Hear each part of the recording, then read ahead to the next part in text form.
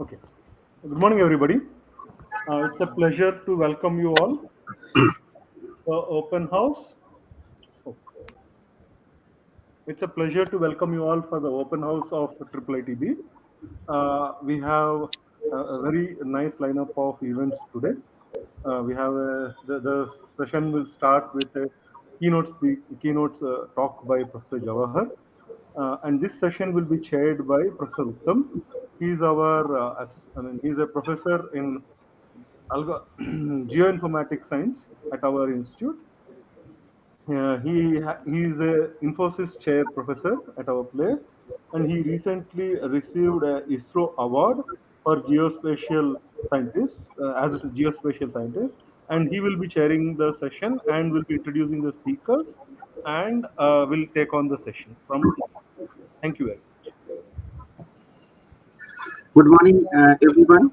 Good morning, Professor Jawahar, and welcome to the IIIT-Bangalore RISE program. Uh, Before we actually officially start the program, I would like to introduce Professor Jawahar.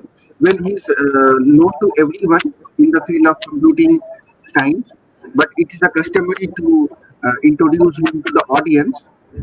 Professor C.V. Jawahar is a Majan Chair Professor at International Institute of Information Technology, IIIT Hyderabad, where he has been a member of faculty since 2000.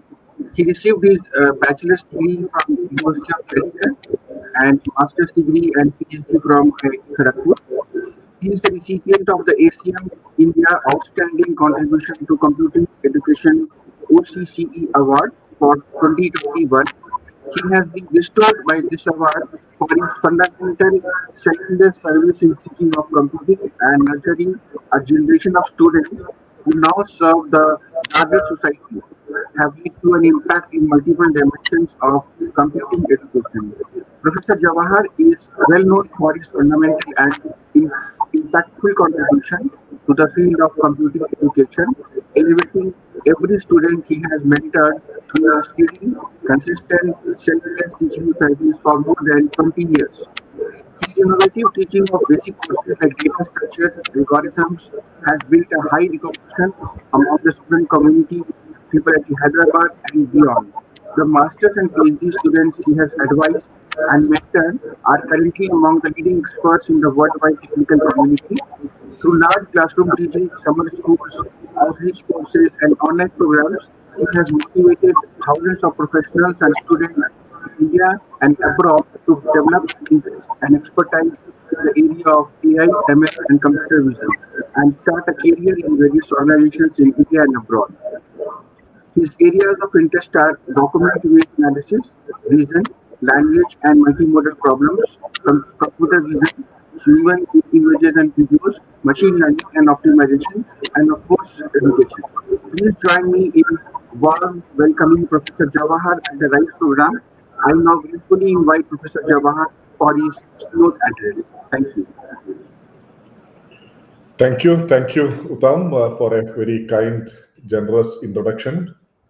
So it's my privilege to be here virtually, unfortunately, and talk to students, prospective students, working professionals, and the larger IIIT Bangalore community. So let me share my screen and just give me a minute.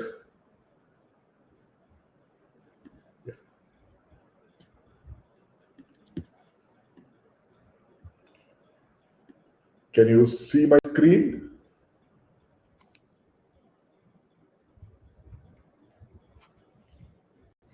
Hello? Yes, sir. Screen is visible. You can go ahead, sir. Yes, sir. Thank you. Yeah. Feel free to interrupt and also ask questions. You can post it in the chat and we will try to answer as much as possible as we move forward. So maybe in the middle, maybe at the end, so we'll find sufficient time. So don't worry. Okay.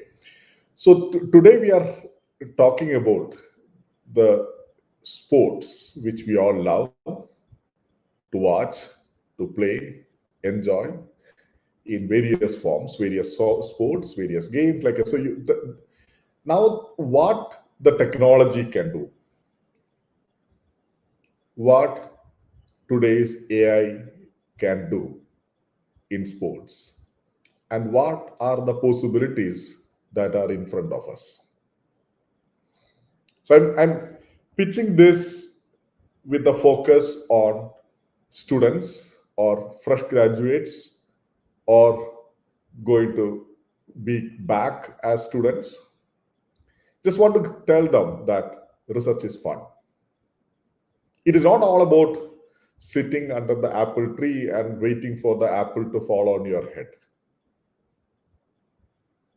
It is about problem solving. It's about solving problems around you that matters. Indeed, we are also seeing an increasing community of practitioners, potential entrepreneurs, people who are looking for new opportunities which are unexplored.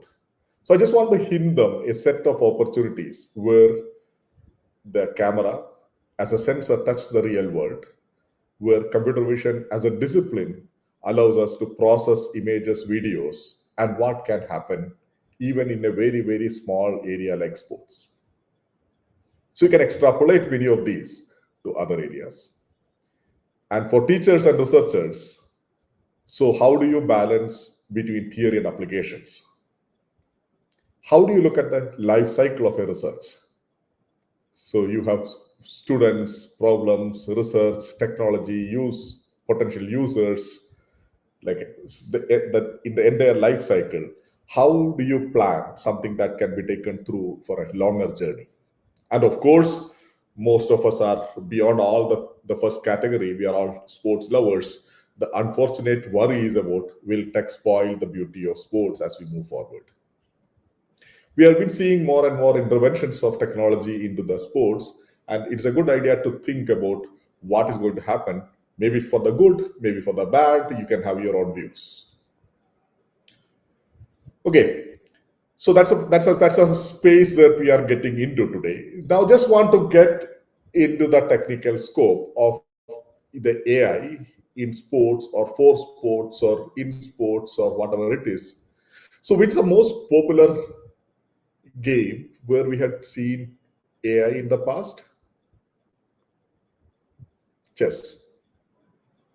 So it seems chess as something that has become a synonym of AI in the past. Of course, there are newer games where people talk about where AI is touching. There are some very, very difficult games people are now talking about. One thing that we had seen is all of us know how to play a chess game with a robot or an AI system or a software on our like a mobile phones or laptops or tablets or whatever device that we all carry. So I would like to touch now two contradicting things. So, like we see large number of cameras in every stadium. Unfortunately, these cameras are only for broadcasting. So we see an extremely strong, so what I want to hint here is an extremely strong class of use cases that we are missing if you assume that cameras are only for broadcasting. Just some exactly like you think the camera that you have on your mobile phone is only for taking selfies or taking photographs of your family and friends. There are a number of interesting use cases. So we are seeing more and more use cases where cameras are getting used for many applications.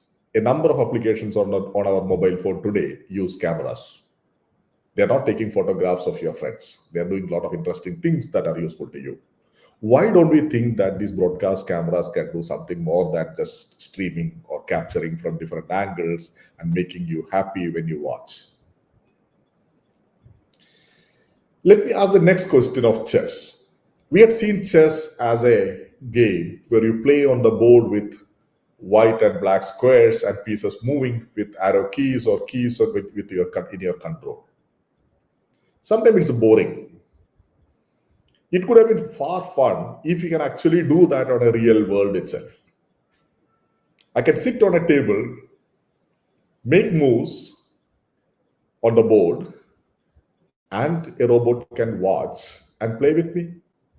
Indeed, you may say there is nothing much you are gaining as a game, but the experience is now more realistic.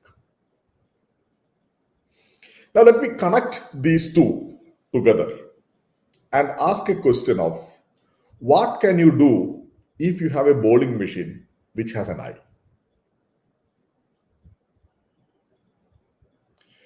If you have a bowling machine which has an eye, it can see what the batsman is doing. It can see the weakness of the batsman. It can throw, it can bowl the right balls which improve the skills of the batsman. It can train the batsman in a way that the batsman can slowly adapt to challenging situations, challenging bowling styles. Unfortunately, this does not exist. So this is my first proposal. If you want to get into this business, do this. I know I don't have to tell you how much money exists for this, if you can do. What is required today? You need computer vision skills, or you need image understanding skills to know where is a stump, where is a batsman, where is a bowler, what the batsman is doing, and what happened. Why did the batsman like a hit like this or get bowled with this bowl style of things? Maybe those technology is ready today. What more may be required in terms of the electromechanical system that has the capability to throw the ball the way you want, just like a human? Maybe spinning, maybe pitching at the right place, and getting what you really want. So you want to have a mechanism, a game, where the AI systems or where the robot, where the robot with the camera is seeing a human and working with a human and improving the human skills in this case. So this is an opportunity. Unfortunately, nobody has picked. If you ever want to do that, you need a discipline, computer vision, the discipline that I hinted in the past. I just want to give a couple of minutes introduction to what they do if you are not familiar with this area. This is all about understanding images and videos. Given an image, you want to know how many cars are present. Where is a car present here? Why is a car here? Which maker is a car? Where is a tree? So a number of questions that we may know the answer. Some of them are trivial to find an answer. Some of them are difficult to find an answer. And this entire space of reasoning or finding the answer to this sort of question is formulated today with the help of machine learning algorithms as, say, scene classification, object classification, detection, segmentation, pose estimation type of well-defined computer vision tasks. We know the metrics. How do you know the performance of it? How good is it? Like the quote unquote, the accuracy metrics for all of them are defined. We have standard algorithms, and we had seen good progress, excellent progress over the last few years, where many of these standard problems, we have reasonably good, reliable solutions today, which makes us capable of attempting in real world. But if you look at, these are all talking about identifying or working with tiny specific pieces. I would like to look at now this space a little bit more complex in terms of what happened. See, if you look at the problem of classification, so saying this is a steel drum, to detection, to say where is this person or where is this motorcycle as a box or an approximate region, or segmentation, where exactly is this pixel. Every pixel on the person or the bike is identified. So these are all today formulated with the help of data sets. There are standard data sets, say for example, Caltech, which came quite early, to Pascal, ImageNet, and many recent data sets. They all define these tasks and precisely, unambiguously, allowed people to evaluate their algorithms, compare how the community is progressing in an open leaderboards, and we know where the community is today, and systematically we have improved a lot. And in a way, the origins of the deep learning can be attributed, or the success of deep learning can be attributed to such data sets that the human created for various tasks in the past. So we still have a very important piece. So we are solving subtasks, but the larger question to ask is, what do we understand as humans? Is it that there is a player, there is a human here, there is a hand here, there is a car here? Is that the understanding? No, not at all. So this is an experiment that was done long back, where an image was shown to people for few milliseconds, say 40 millisecond or 80 millisecond or 100 or 500 millisecond, and ask the question, what did you see in this picture? And people were asked to express in plain English. As you can see, if you're allowed to see the picture more, you are able to explain about the picture more, because you have noticed a lot of things that otherwise you should not have possibly seen in a 40 millisecond flash. This gave us a belief that one metric for like a understanding how much you, or how one metric for defining how much you understand a visual content like an image or video is the capability for you to write about it or describe about it in a natural language. This created a lot of interesting problems of late, where people like a completely new subtask in computer vision about captioning. Like you can just write automatically caption what do you see with the help of a machine learning algorithm. And the richness of such captions we had seen increasing over the last few years. Comes out. Yeah, quite extraordinary. Shot it out of the park. Absolutely extraordinary. I hope you can see here the audio too. And what a 50 that has been. Now we ask a question, like you saw a video clip and we want to know, what did you see in that video clip? This is the answer. So this was bothering for a long time. How do you come up with such descriptions or clean, detailed understanding of it? To know what is a Sehwag, where is a Sehwag, who is a Sehwag? Maybe his name is written in the back of the shirt or jersey. Or what is a mid-off, what is a six, what is there in England? I have no idea. Even today's computer vision algorithms possibly will struggle to give such answers. So this was bothering, and we know if you are able to solve this problem. So we wanted to know what can we do if you are able to solve this problem at all. So this is still, I think to me, it's still a dream that if you can ever solve this problem, this has many interesting utility. And a number of super complex, challenging computer vision problems to be solved. So if you want to solve this, say do a PhD today, maybe this is a very interesting problem for you to pick. Possibly you don't want to work with Virendra Sehwag. Possibly you may want to work with today's Virendra Sehwags, not the Virendra Sehwags of 2005 or 6 or 7 or whatever that at the time of this video was.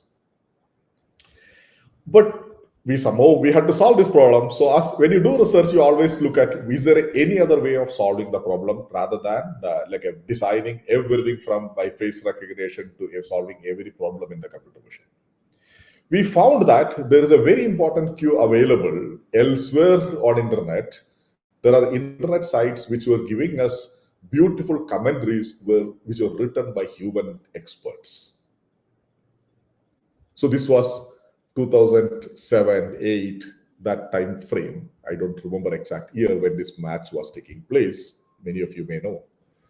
So but unfortunately, in that era, these two were completely disconnected pieces. The video used to come on my television and the cricket commentary come on my laptop. And these two were not talking to each other. They were coming on two different cables. They were completely not in sync. Today, we are seeing a better convergence of these two technologies. So what we thought is there a way you exploit this queue available elsewhere to do this job. And the problem seems to be reasonably interesting and solvable. So what we did was we created a sequence. So for example, a sequence representation corresponding to the video. For example, how much movement is happening in every video frame or video in its neighborhood. And we also built a similar representation from what is available in the cricket info or the running commentary. For example, if the event is a 1, what happens? If the event is a 4, what happens? Because there is a ball going somewhere, boundary, coming back, umpire showing some signs. So there are some number of things.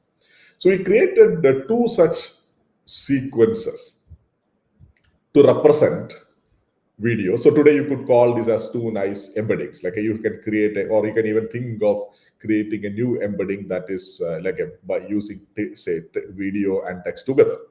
Possibly such methods were not available in that era. And once you have such nice 2 sequences, aligning them was a textbook problem of dynamic programming. If you have ever studied a course on algorithms, you might have studied dynamic programming. And the beautiful examples of, say, edit distance and string alignment, or if you have ever worked on speech processing or signal processing in time domain, you might have seen this dynamic type warping style of things getting used in a number of places. It's a very, very, very well-established textbook technique. We just try to use this technique for aligning. And the method was very simple, and it aligns and gives you descriptions for every clip now. Which means now, for every video clip we have now, so the entire match now can be grouped into smaller pieces. Now, once you are able to group them into smaller pieces, like a shot or a ball, we know who is a bowler, because this information clearly comes from the commentary. We know who is a batsman. We know what's the outcome. We know what did really happen. And you can now use this for a number of things, including, say, finding the highlights. If you want to search for specific event, if you want to search for specific shot, if you want to search for anything that is specific, you can get it. So now you have a very, if you just look at a huge corpus of videos, then you can get you can search and get the right thing from it. Okay, you can get the right video clip out of it. You can use it for a number of fine-grained understanding beyond this.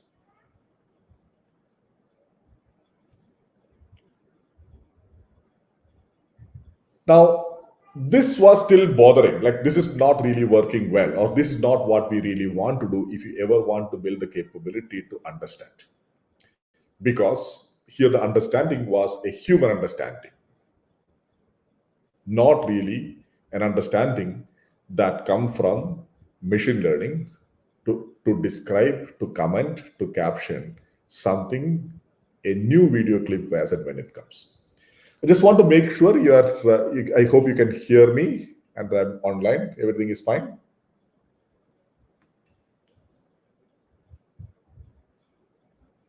That's a main issue in the online mode today. Hello. Yes, sir. You are audible, sir. Perfectly. Good. Thank you. Yeah, just want to check. Sure, in front of an audience, you know at least whether people are there, whether they are sleeping or what is going on. In this case, we don't know. Yeah, okay, we are in an unfortunate situation today. So yeah. Okay, so what we want is something where we want to build a capability. Given a video clip, we want to write a caption. So we looked at what the state-of-the-art captions can do at that stage. It can write captions like a group of people on a tennis court playing tennis, and not very exciting. So what we want is something more descriptive, which gives you details about what goes, who, player, like so this is the capability. So, and the problem was now, can we given us a number of examples like this, a tennis video clip and the commentary that people have written. Actually, there are nice, the fans who write such commentary available. Using this now, can you build a machine learning model? So can you really do the prediction, just maybe advancing from what we have done in the past? So that given a new video clip, can we say what is going on in that? And we were seeing how to do this. So we possibly don't have enough data to do today's end-to-end detailed captioning. Maybe it is still not yet ready, because the type of detail that we may require is centered around players, their actions, their movements. So we process this by using a lot of standard computer vision pipelines, recognitions like players and locations and actions, and then put together a commentary in this form. And this worked well because it started to give us reasonable understanding of what goes on in this now. So this is now has a capability to write such commentaries or descriptions on new video clips that come.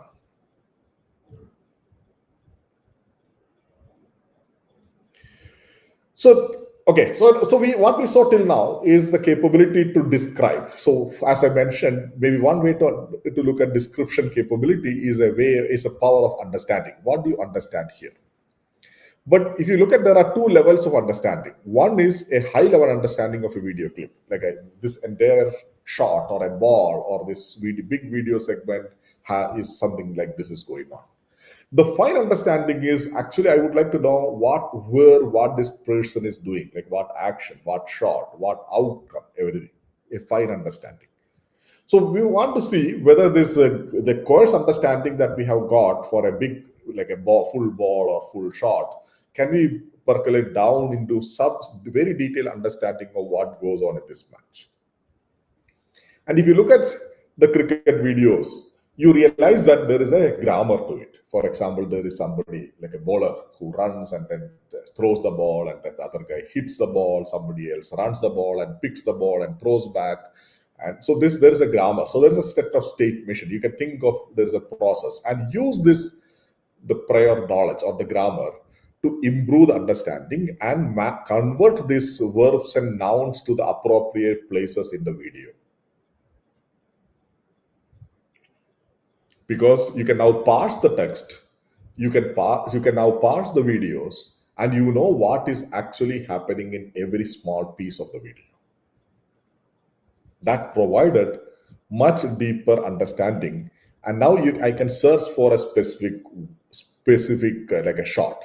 So I want to get a sweep shot played by so-and-so player, for which went for this score. So I can get many different ways of like a very fine understanding of the video clip. And this capability is useful. And because now you can start searching for what happened over time. If I have a video repository, I can start thinking of data mining on top of it. I can start mine patterns, how some shots change. So you might have seen today in cricket commentaries, or people sometimes show you how this shot was played by a player 10 years back and today. So this, instead of a human searching such videos and finding the right examples, this is able to give you the right examples so that you can analyze the changes.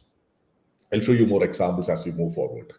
And this was well appreciated. So people found that, yes, this level of understanding is going to give you like a very insight into what players can do. And this entire thing is today data-driven. You are able to use data for learning models, you are able to predict, you are able to mine, you are able to infer, and maybe you are able to use it for training today. I mean, I was reading the paper from your computer vision folks, where they were analyzing, I guess, auto-generating cricket commentary, and even figuring out Rahul Dravid's technique by doing computer vision. And yeah, that's right. Essentially they figured out that his straight drives improved over the period of his career.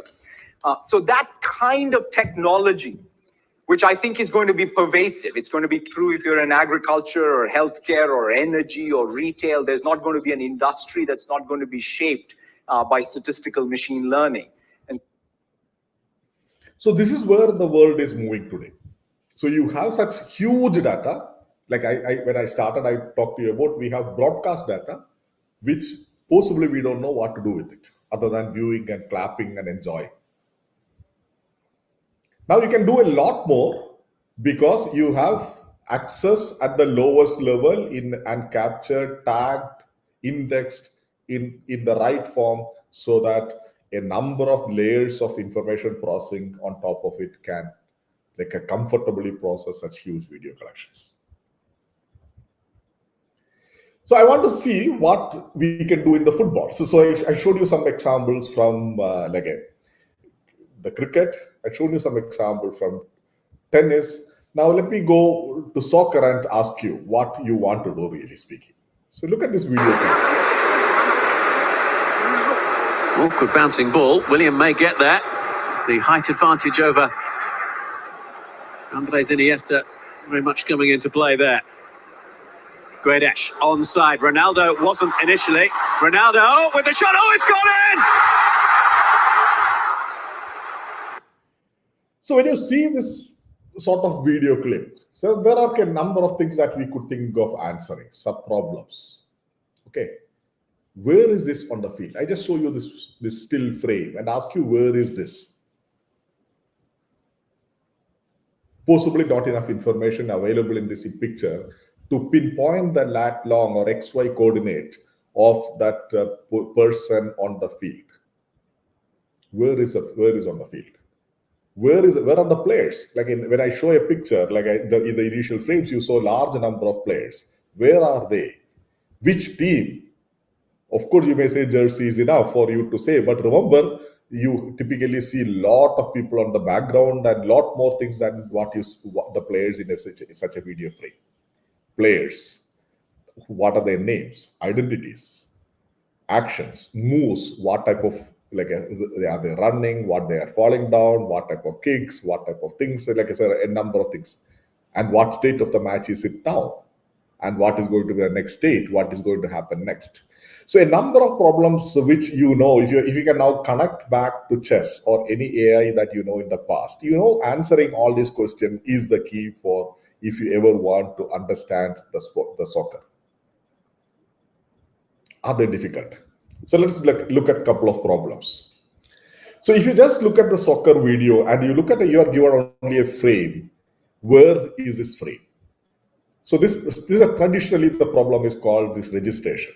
And unfortunately, the registration become very difficult here because you possibly see only a small corner. There are a lot of possibilities for disambiguation. There are a lot of moving people. And it is not very difficult if actually you can build a nice mechanism of a different view angles, and the camera could be at a really awkward positions or different positions. So one way is, and if you are able to register this now, so once you're able to register, now you are actually able to say where the person is at any point of time. So you look at this sort of video clips, where what we are talking about now is, given a video clip, you should be able to say where the camera was looking and now where each player is at any point of time in this video. Look at from this distance. Maybe some of you will identify the player, but for an algorithm to identify the exact name of the player is very difficult. And where is it, how is it, and what they do, all of them are very, very important if you ever want to do that. So one thing that is required now is to map this entire frame into the ground. So there's an open problem. So somebody who wants to do a PhD tomorrow, an open problem is, can you predict where the players that are not seen in this video are standing? If you are a soccer expert, you know where they are standing, and that is why you should be able to do a good pass. That is what the players will do. So can you guess? Can you make the right guess by using the game, the prior knowledge in the game? So the goal now is there are a number of sub problems to be solved, and what is our eventual goal? That's what I want to show you here in this space. So if you look at, we want to start with camera or location, where it is looking. We want to detect the players. You will just look at this frame. There are a lot of humans in this frame. Most of them are not on the field, but many of them are standing next to the ground. There are a lot of people in the gallery. You want to detect them. You want to know which team are they. We want to know who is this player. You want to know what this person is posed, running, and what is the action of this person. Pose is exactly various body parts, and action, like in terms of running or jumping or diving or whatever it is you want to do, kicking or whatever it is, like various things. And what more? I just want to leave you that question mark for you to think of what more you want. And if you want to understand all of them, and then what happens if you look at the picture on the right hand side? Now what you have is a view of this game, just like a computer game. So converting a real world game into a configuration of points, which has theme, which has actions, which has skills, which has attributes attached to it, and so that you can now plan what could happen in a game and what should have happened in the game, or what could have happened in the game, with interesting geometry, reasonings, AI, planning, everything that you know in computer science in different sub areas in the past. So what I want to tell you is that, okay, so a problem like this may seem to, we don't underestimate the problem too. Every problem here is not trivial. So people may say that, oh, just use a YOLO detector, everything in the world is done. Just use deep learning, everything else in the world is done. Sorry. When you want to solve such problems, you want to know, there are a lot of sub-tasks to be solved, and all of them today are interesting research problems. That's why I told you, if you want to solve this problem, you should estimate, and it looks like it is solvable today, because a lot of interesting pieces we have capability to solve with different levels of performance. And using that, you can build now an end-to-end solution for understanding games like this. And I can easily guess, like, what you'll start extrapolating this, what you can do once such detailed description is available with your existing AI computing skills. Okay, so let me come back to the racket games, from the soccer back into the racket games.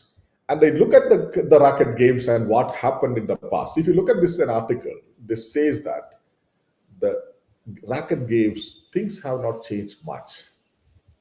A lot of interesting reason why things are not changing in the real world. I wish you figure out yourself, why is it not happening? So this is an example that shows about a match between Sampras and Agassi in 1999 and Federer and Nadal in 2017. And you see that the description is almost the same.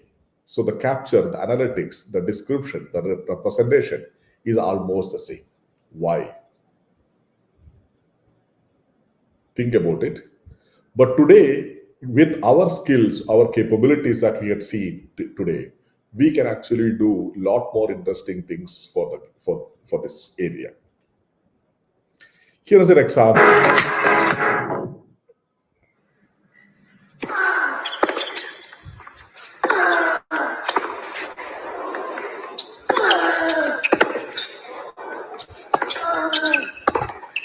Enjoy the game, enjoy the video.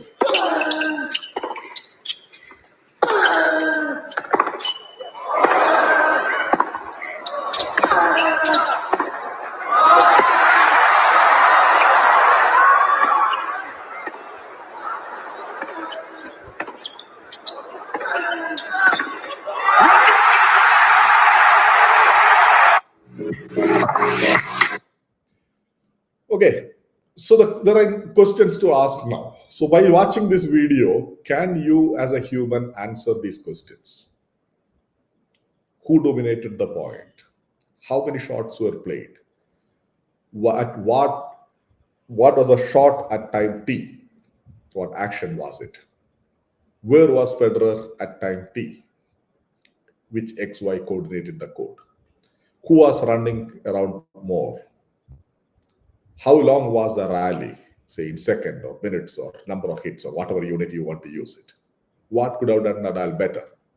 Is there a pattern in how Federer tried to win this point? So if you know a little bit of computer vision today, you can easily see that a lot of these questions can be answered with our algorithms that we know.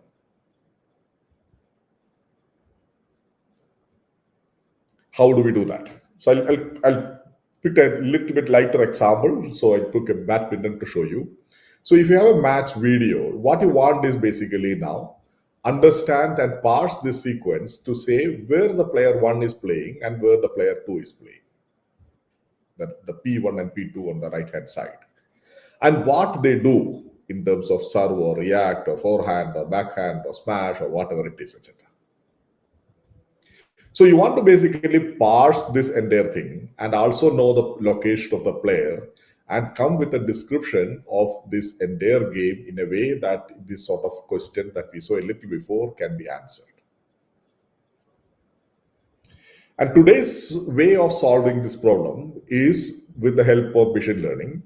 And what we tried to do was create examples so that a deep learning algorithm is able to learn from these examples and solve the problem. They're able to solve the problems. They're able to solve a number of subtasks very comfortably. For example, what this person is doing, what is the action. So this sort of problems, of course, it changes from game to game. And if with reasonably, say, moderate number of examples, one can build today solutions that can provide reasonably accurate, say, answers to what they do. And once you have that, you know where the player is. So you saw the player locations in the soccer. Also, you saw the story of that. So can you use that to now say who is dominating, what speed, what's the time, stroke, and a number of analytics that you are interested in the game for the domain expert is you can extract from the video automatically. Here is an example. If the one on the left, the right hand side, the one that is shown in the inset, this is what is automatically created here. And what is being shown here, this is the location of the player at any point of time. And you can also see what the player is doing or what type of shot the player is playing is also written here. Maybe it's like this thin font. I don't know whether you can watch clearly there. You can see there. So basically, you know which player is doing what and what they are, where they are, and what is a sequence after this, what happens, etc. And finally, when what outcome happens. So you have parsed this entire videos and created a description. Now, the previous things that we talked about, a lot of interesting things that we talked in the past, they all can be answered on top of it today. So when this did was, so there's a question suddenly came, this was the broadcasters saw that. They thought, oh, this looks cool. Oh, of course, being an academic group, you always have a piece of code that run on your computer. You don't know anything beyond that. The question was, Star Sports asked, can you try this in the live broadcast? We were scratching our head. Is it will the code that we write in the lab, will it work ever? We were afraid. But we took a bold decision of trying this. And here is an example of some of this being used. Second is a trump match, of course. 218 meters in the match so far. It's covered 94 meters. So you use all this sort of algorithms in the back to provide you. Well, there you go. That's an analytics. interesting one. Distance covered 269 meters. Okay. Well, we have nothing to compare that with. Oh, there you go. 264 meters. So they're all definitely gliding and sliding around that court, really. I think we'll have to add the word winner to that as well. And Srikanth, he's traveled 270 meters, the duration of that first game. And when we look at Antonsen's distance covered, well, it's 300 meters. And what that's it.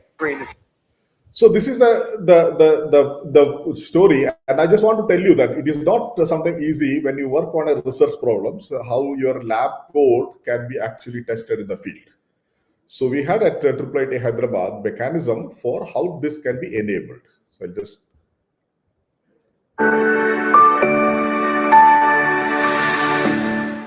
IIIT Hyderabad Center for Visual Information Technologies has been doing pioneering research in understanding sports videos using artificial intelligence and deep learning methods to understand a player's performance, understand the game, even to the extent of automated generation of commentary.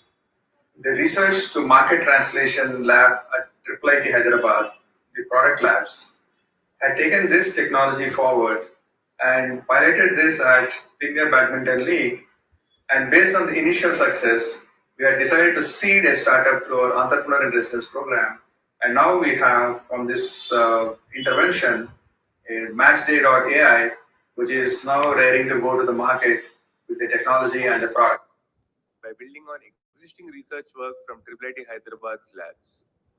The technology that we built enables automatic data extraction from sports videos by using artificial intelligence and computer vision. The speciality of our product is that it requires no special equipment, can be done at a very low cost, and is highly scalable. Currently, we are focused on badminton and are actively engaging with Sri Pulela Gopichan, who said that he sees great potential in the application of our technology, both for pro athletes as well as young aspiring athletes. Pro athletes can analyze their match videos for game assessment and also analyze opponent's game to build opponent-specific strategies. For training of young athletes, we are installing cameras in courts which will enable them to assess and improve their game by using tools which are on par with what pro athletes use. So it's a transition slowly from the papers that you write to the code, the data, the models, the wrappers on top of it, the APIs, people use it, people build products on top of it. It's a long journey. So now this sort of techniques, now you can actually use it on mining much larger collections. So we just try to look at what happened between, say, Federer, Djokovic, and Nadal. There are a lot of games that they played, and what type of patterns that you can see in their strategies, movements before the injury, after the injury, over time, against which opponent, and what type of court, how people adapt and did. So if you look at the past, you were trying to do data mining on some transactional data that you get from a supermarket. Whether people buy jam with their bread or not is an interesting question to worry about it. But what's the equivalent of that in the badminton? So what type of shots people want to play against what type of shots, and when against what opponent, and what positions, and what's the success strategy. So a number of things that can be mined and extracted from such video repositories today.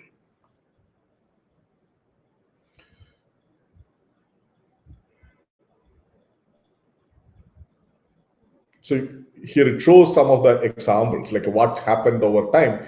So these are all curated by the humans today in terms of studying what change happened over time. Now you can do some similar changes, similar analysis, and accordingly plan the counter-attack, counter strategies, and the reasonings why something works, why something fails, by studying this change. Okay. So in general, a number of basic things that become very useful is the counts and stats, co-occurrences, like action reaction, counter moves, player shot situations, strategy planning, like shot prediction, outcome prediction, weakness prediction. So this sort of things that you can easily connect where this gets used in different games, and what type of strategies that we may need to use in, or what type of algorithms are required for extracting this information, and what style of a structured representation is required so that the downstream algorithms can comfortably work on top of videos. This is all done. Unfortunately, no. Qualifying reached the quarter-final before losing to the eventual champions Mohammad Hassan and Hendra Setiawan.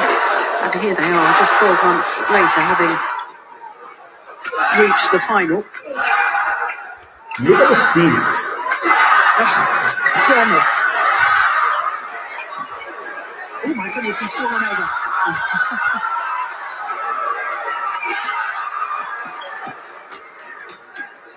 What a rally.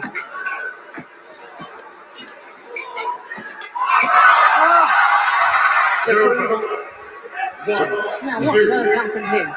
It may be even difficult for a human to know what actually happened at different places in a high-speed game. Why is it still not happening? There are huge data repositories, for multiple reasons, including the nature of the community, including the availability of data, including the lack of annotations. So somehow the technology possibly has not entered into this space as much it could have seen, as it could have done, as you might have noticed by now already. And of course, problem is not simple, as it is not like the same idea, same algorithm works everywhere very easily. It is not like it's trivial, because every sport has its own character, every court has its own character, every player has its own character. There are a lot of interesting things, and of course, the technology of broadcasting, video capture, analysis changing systematically. So you see, there is a good scope for like updating and doing a lot of interesting new things today. And not just that, is it that always we can predict this very easily? So just look at this video.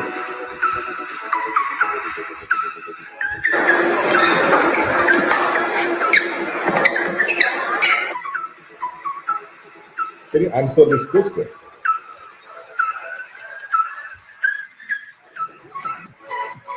Which is the next step? Now see these 4 videos.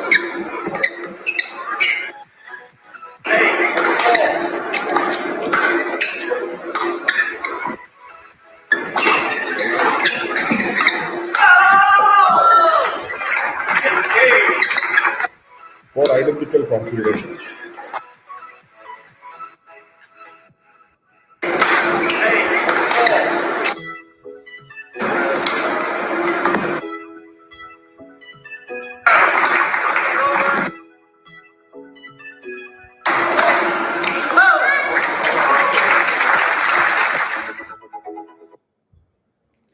Not only that, there are a lot of other things beyond what we just saw. Well, the surface is the most important thing in tennis, I guess.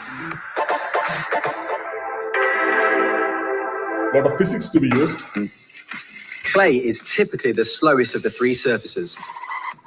On contact with the loose clay, the ball digs in, slowing it down and increasing its exit angle. This gives clay its characteristic high bounce. The flight of the ball is slowed even further by the loose clay particles, which catch in the fuzz of the ball and increase drag.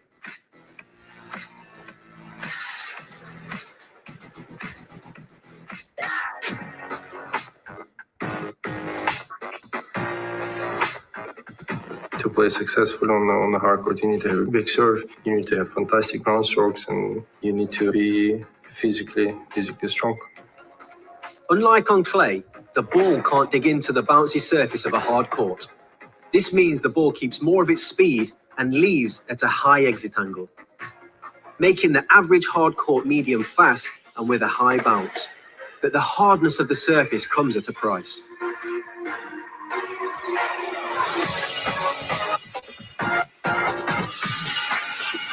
When the ball strikes a grass court, it bends the individual blades of grass, allowing bounce with very low friction. Playing on grass is like the ball doesn't bounce at all. As soon as it bounces, it just slips. The ball loses very little speed, and the exit angle is the lowest of the 3 surfaces.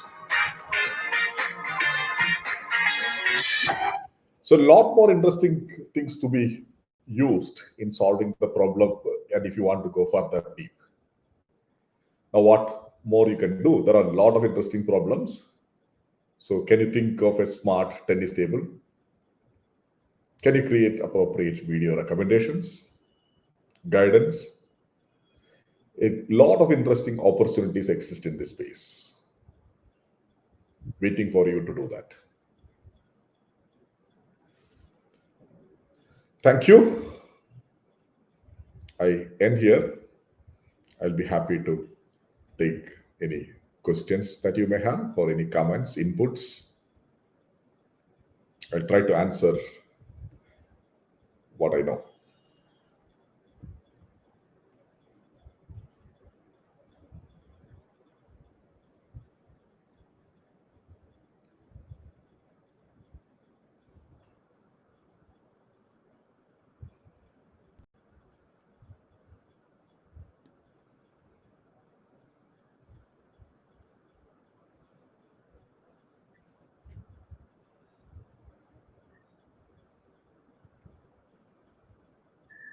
It was an excellent, wonderful, and very informative session from Professor Jawahar for all the AI, ML, and computer vision enthusiasts. I'm sure many of us now have food for thought and questions in our mind. So we'll proceed and have any questions with the kind permission from the professor.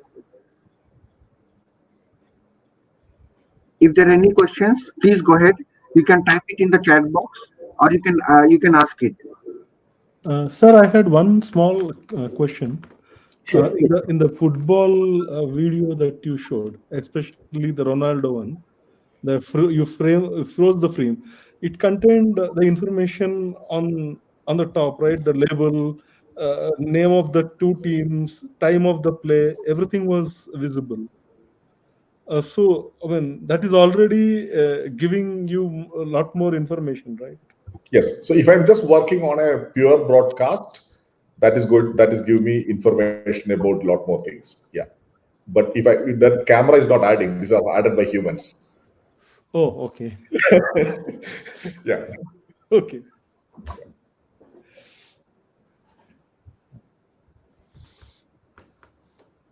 So, Professor Jawahar, Professor Dinesh has a question in the chat box.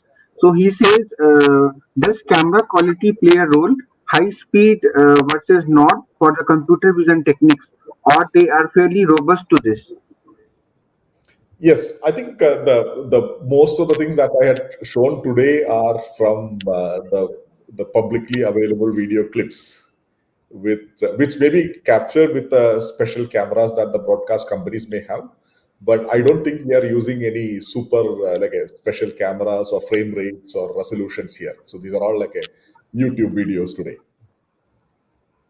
Thank you. So I have a following question. So in the middle of your session, you talked about breaking down the entire video into smaller frames.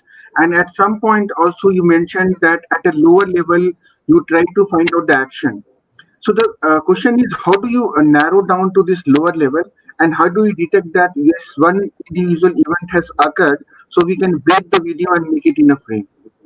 Okay, so I didn't show that part. So if you look at the temporal video segmentation is it's not that complex in this case. So where to short boundaries, etc., are not very complex. But what I wanted to hint was there are two levels of understanding that we had. One is about more like a describing, like a caption. That's the one level of understanding that we had in the beginning. And the second part of it, I went to the next level where I would like to find the player location, player actions, and player action, location action as a sequence, how you can come out of it. So that's why I mentioned about two levels of understanding. That's what I meant by that. And one more follow-up question is that you showed multiple angles, I mean videos taken from multiple angles.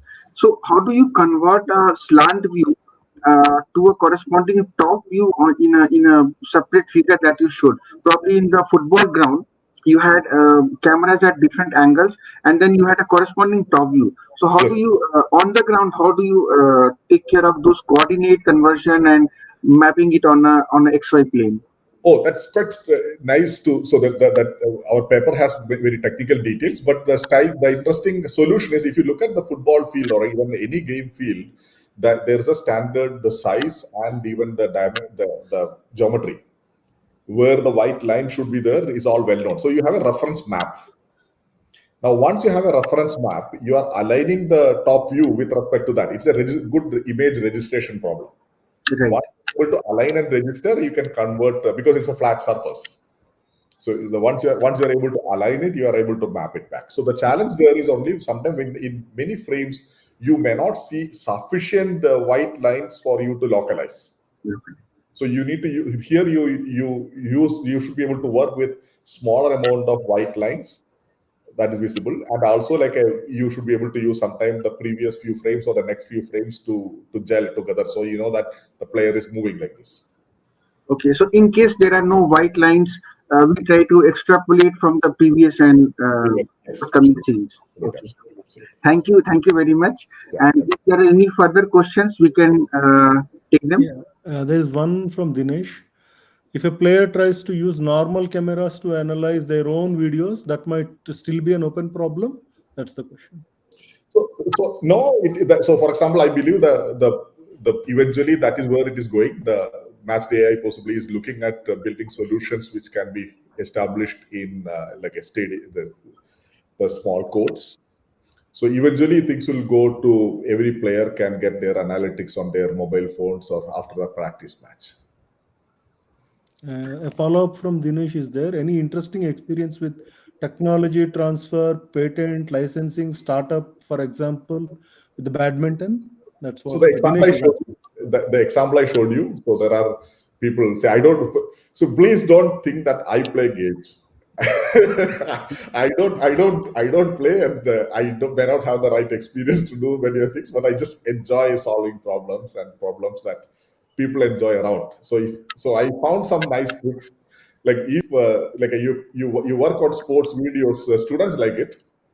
So there's a cool thing that people will like, students will like, and I do interesting things, fun things. Yeah. Sir, We are question about licensing, etc. Yes, we do that. We try to do that. Yeah. The idea here is about the product lab. I think I mentioned in the video. So sometime from the lab, if you want to directly go to the startup, so there you may need an extra layer. So if they had asked the Star Sports, asked the question, like, can your code be used? I would have been hesitating to take the code and running it in the live stream in a month's notice or something like that. So our product lab teams, like a Prakash team, possibly like I was confident. They looked at our code and told, yes, we will go there and run it. And they did it. It worked. So apart from the mini applications that you mentioned during the talk, I think it is also really useful to the players to look back at their mistakes they did during the entire session and maybe to learn from those mistakes. Yes, absolutely. Yes, I think I look at this as if you look at the what AI has done to the India, one very positive example has been we have a lot of grandmasters in chess today. Why? Because in every rural area we have an AI coach. We don't have to be in big cities. We don't have to pay a lot, and we are able to still get quality education in chess. While possibly that is not really true with all other games. So I'm also looking at this as a way of democratizing the sports education. Sir, I have a small query. In the tennis or in the doubles matches, where the actions are much quicker, where the time frames, maybe the ball is flying at a rate where even the Nyquist criteria may fumble. How do you deal with that? So I don't think tennis is interesting for that. So the real thing to try out is table tennis. Oh, okay. I did not show you table tennis video. If you ever want, it's even faster. Table tennis is where you should try that. Okay. Yeah. So any further questions? Yeah, you may need high frame rate cameras for table tennis. Oh, okay. And the far more, I think there's an interesting trick that you can use. Can you do predictions about ball without looking at the ball? Use a lot more physics. Okay. You don't observe, predict. So you use a lot more physics. Sir, here, I mean, in those racket games, also the not only the motion of the ball, but also the anticipation of the player is important, right? Yes. So where he is expecting the ball next. Yes. Because that anticipation comes with your previous experience, what usually people will do. Okay. And that is difficult to train. It's a prior. It's a prior probability. So that is difficult to train, right? No, it's learned from the data. Okay. Yes. Yeah. So the prior probability of where the ball will fall next. Yeah. Okay. So if there are no further questions, it is always a pleasure to listen to this eminent speaker. And given if we have the freedom of time, we can keep listening to him for hours. And we are fortunate enough to have him today with us. Professor Jawahar, please accept our sincere thanks and best wishes for the excellent research that you have shown and for enlightening us and joining the RISE program. We thank you once again. Yeah, thank you. Thank you. Thank you very much, sir. So we end this session now and move on for the next keynote talk.